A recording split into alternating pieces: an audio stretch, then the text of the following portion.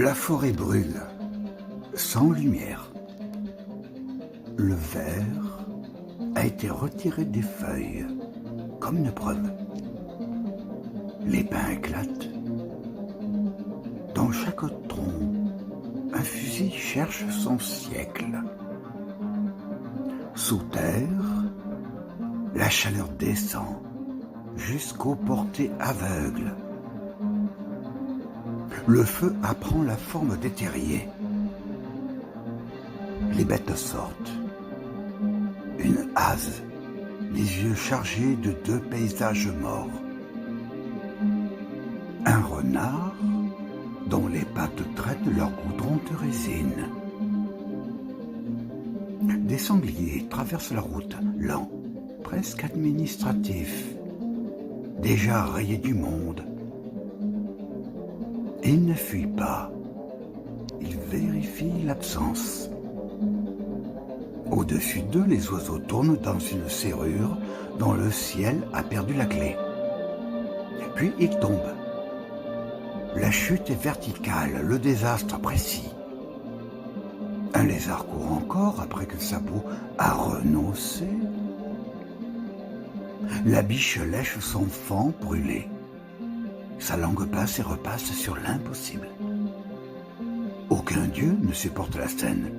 C'est pourquoi il n'y a pas de dieu. La fumée entre dans les chevaux. Elle les monte de l'intérieur. Le jour change d'organe. Il ne voit plus, il dévore. Les nids s'allument dans les branches, petite lampe où personne ne naîtra. Sur la colline, les flammes prennent la forêt, dans le mauvais sens du temps. L'arbre redevient charbon, le charbon nuit, la nuit matière, avant la première bouche. La mer envoie l'incendie au ciel. Entre les deux, la terre se couche sur sa propre opération.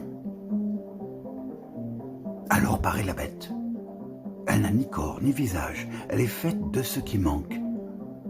L'ombre sous le loup, le frais du terrier, le poids de l'oiseau sur la branche, l'eau retenue dans la mémoire du cerf.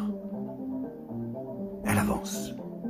À son passage, le feu se souvient qu'il vient des étoiles et redouble. Toutes les bêtes se taisent, ce silence n'est pas la peur, c'est une décision. Elle regarde une dernière fois la forme humaine au loin, debout dans la clarté de son crime.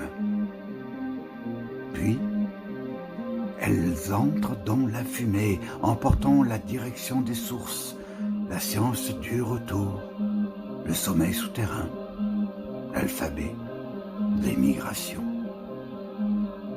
Rien ne les remplacera.